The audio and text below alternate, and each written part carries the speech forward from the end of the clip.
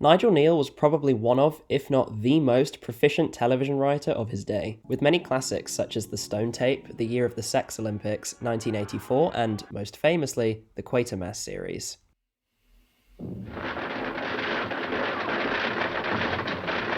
The original Quatermass Experiment serial starring Reginald Tate has been credited with helping invent popular television, if not being the very birth of it. Episodes 1 and 2 are the earliest surviving examples of multi-episodic British drama from an era that has otherwise been mostly erased from history, with episodes 3 through 6 being missing. That's all very well and interesting, I agree, but one of the lesser-known series, Beasts, is the topic of today's video. Can we look inside? If you want.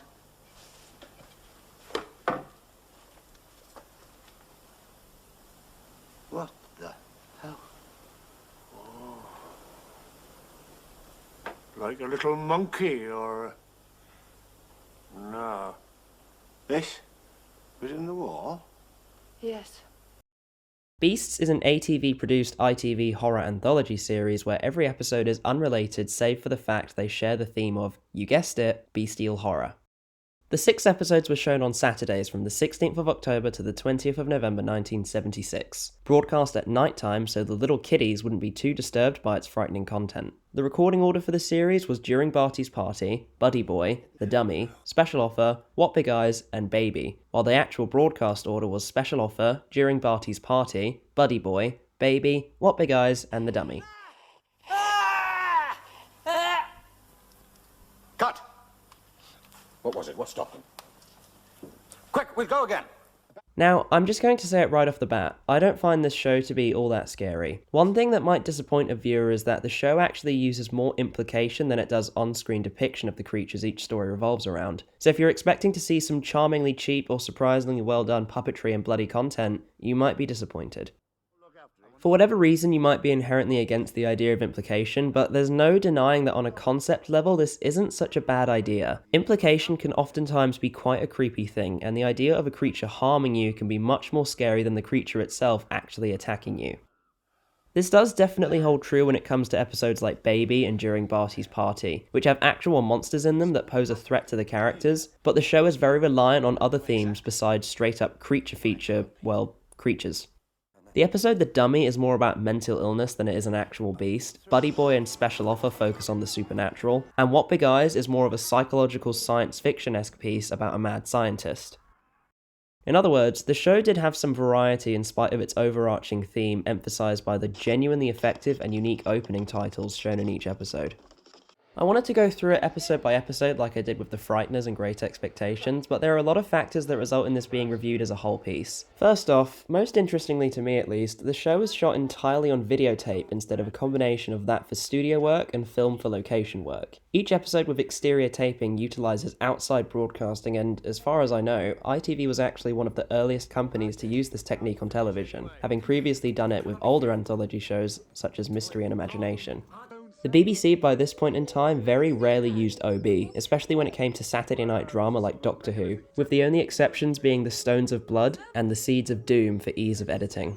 I'd assume that was why they did it for Beasts, and while I miss the more experimental editing techniques and organic look found using film, the videotape look works pretty well for this show, building on that early television play feel to the extreme. The videotape's location work for Baby does actually add to the atmosphere of the story, and the more fluid movements of the actors thanks to the interlaced video field allows for more of a stage-like feel, which I think is what the show is going for. My issue though is that it just doesn't look as good. The show still exists as its original master videotapes, but it is videotape, so it's very studio looking, making it visually dated and unable to be anything above standard quality. The cinematography isn't terrible, in fact it's pretty great in some episodes such as During Barty's Party, but the bulkier videotape cameras don't have as much freedom as film cameras do. The dated shooting style is made up for the locations and the set designs for the episodes, which are all pretty top notch. From the abandoned dolphinarium in Buddy Boy to the pet shop in What Big Eyes and the home of the suburban couple in During Barty's Party, it really is good stuff. The costumes are all pretty solid, particularly the titular dummy, which genuinely looks like something you'd find in a low-budget creature feature or even an episode of the Goosebumps television series. Clyde, you okay? There's one use of actual beast puppetry in the confusing but still shocking baby, that being the animal fetus that they find in an old pot on the walls of their new home while renovating, and some weird kind of hallucination the woman has at the play's conclusion.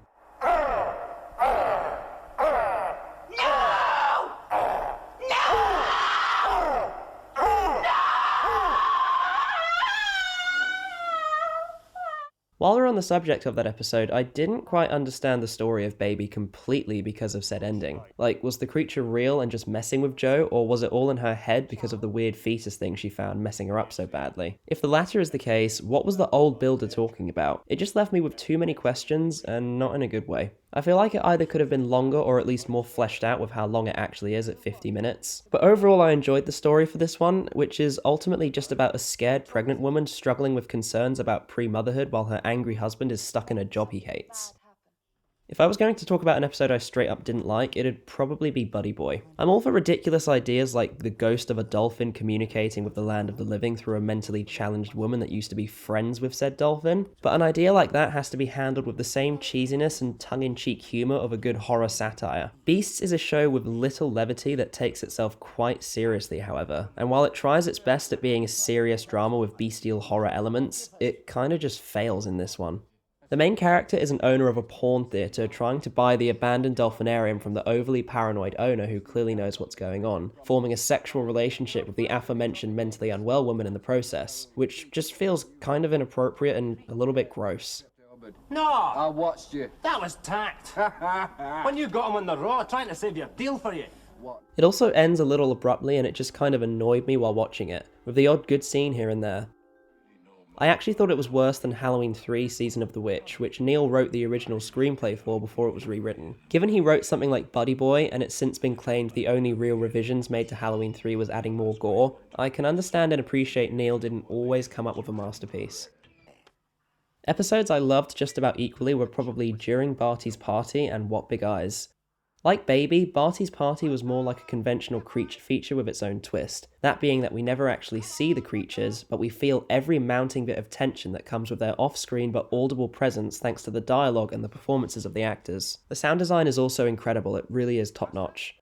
For a teleplay to be mostly dialogue-based like this, the writing has to be good, and while an episode like Buddy Boy lacks the knack most of Neale's dialogue-driven work does, Barty's Party is full of it.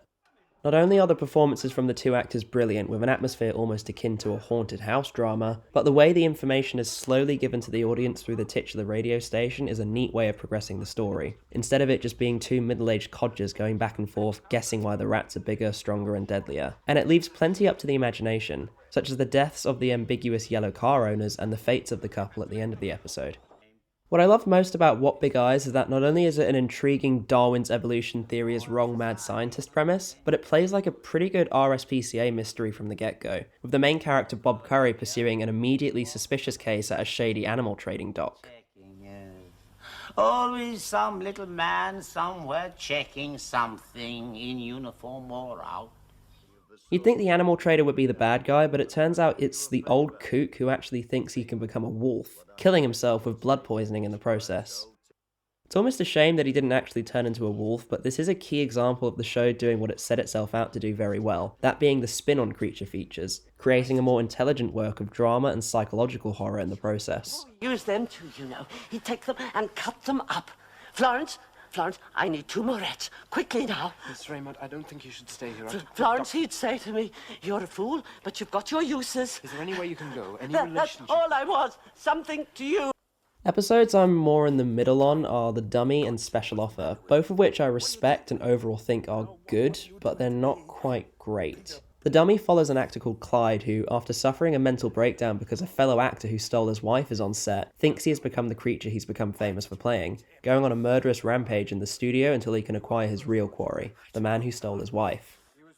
It has everything you'd expect from this premise. Two-faced producer playing both sides, a worried director, a journalist who picked the wrong day to interview the cast and crew, an older actor called Sir Ramsay who thinks too highly of himself and just wants the doomed shoot to end, and Clyde's wife actually being a snooty cow who took his kid from him and went with another man because he wasn't as mentally unwell, even though she and his daughter were the only things keeping Clyde from snapping.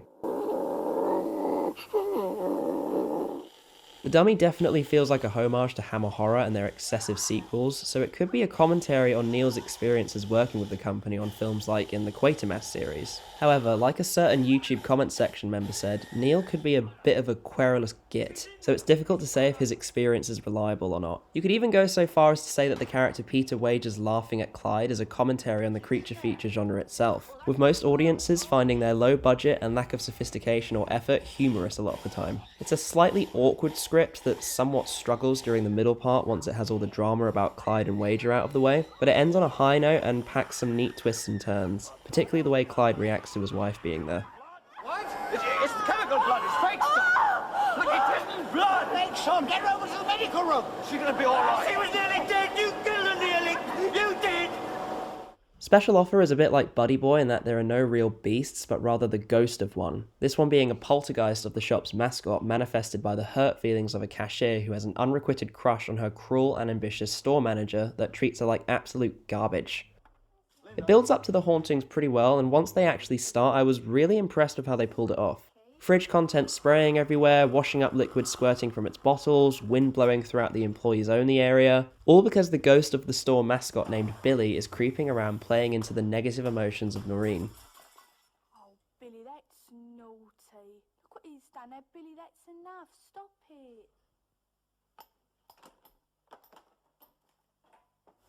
What about the animal? You heard it scratching and breathing. All part of it. Don't get me wrong, Grimley is a clear-cut scumbag that gets what he deserves in the play's climax. All he really wants is attractive women to do his manual labour, make it big in the supermarket industry, and treat anyone beneath him with as much contempt as humanly possible. But I'm a little bit confused as to whether or not I'm supposed to sympathise with Noreen. Apparently her mother's sick and overall she's a lonely and miserable person, but that doesn't justify her making everyone else's lives miserable and shouting, "Billy!" like an annoying brat every 5 seconds. It can get a bit grating, but I don't mind it completely, and overall it did kind of add to the play's charm, that being a very depressing, almost morbid charm that made it feel like a proper cynical horror experience, although it didn't have me wetting myself with fear or anything.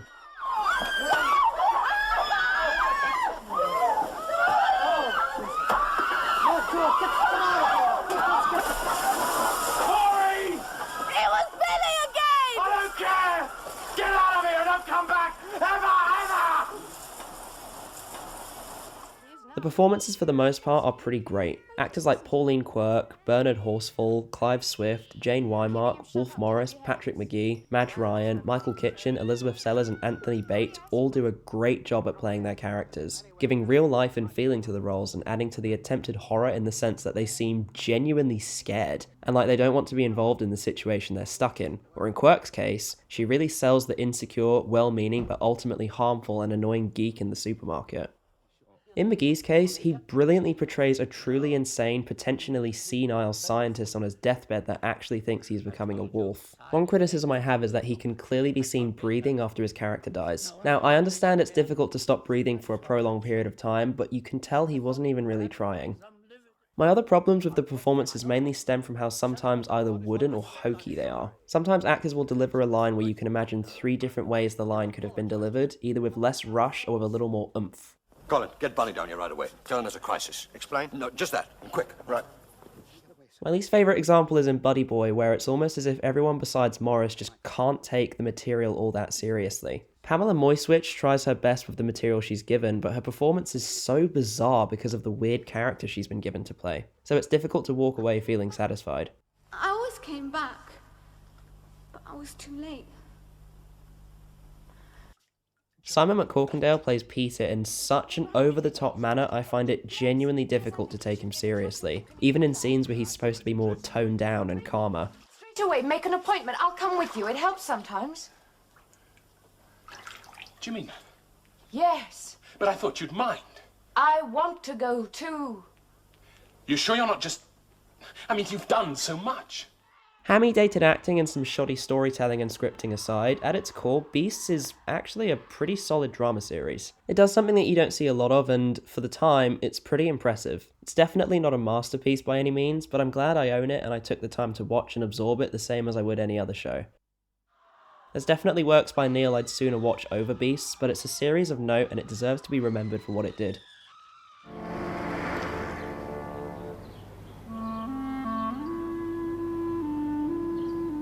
Murrain, an episode of another ATV-produced anthology Against the Crowd, a series of plays where the basic idea was people considered outsiders in British society, was the piece that paved the way for Neale to get production of Beasts off the ground. Also shot completely on tape for location and studio work, it's about a village of paranoid old-timers led by Bealey, played by Bernard Lee, who believes a reclusive old woman atop a small hill in an old cottage, played by Una Brandon Jones, to be a witch responsible for a deadly fever and the poisoning of their water. A vet named Alan Critch, played by David Simeon, comes along to investigate the deaths of the farm stock, but is more alarmed by the fact they refuse to call a doctor for the boys sick with the strange fever, and even more so by the fact they refuse to allow Mrs. Clemson to even leave her home without being yelled at, chased, or threatened. All she can really eat is gruel, slipping out every now and then undetected in order to get supplies for the cottage. To make matters worse, they killed her cat simply for being black-furred. Critch tries to help Clemson with groceries and even books her an appointment with social services, only to be met with fierce resistance from the villagers, but he soon finds his help may be misguided. Critch refuses to give up hope for her, which is foiled when the villagers decide they're no longer scared and charge at the cottage.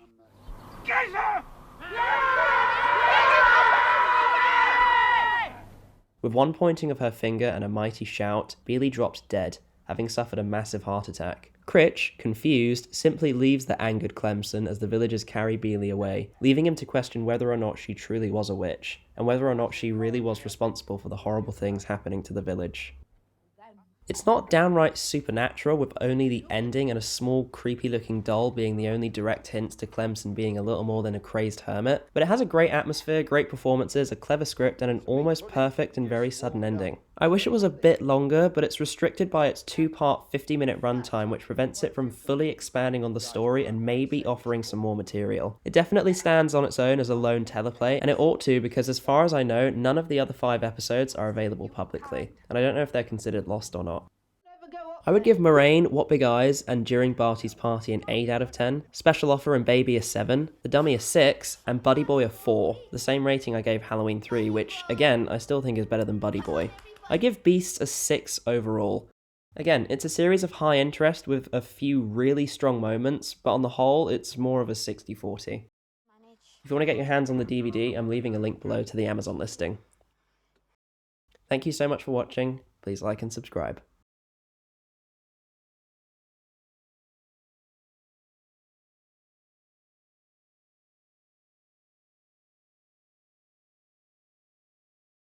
This one being a poltergeist of the shop's mascot manifested by the hurt feeling...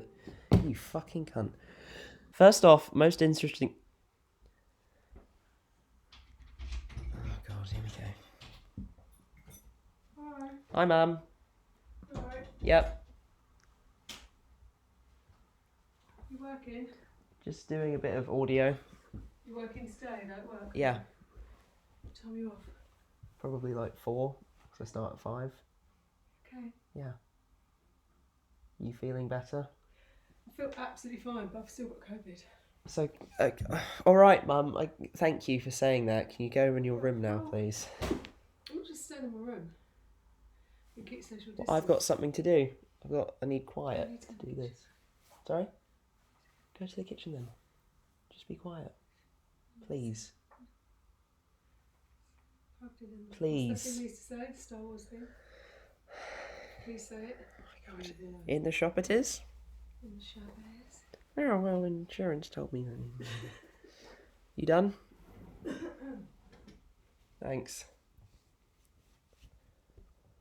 First off,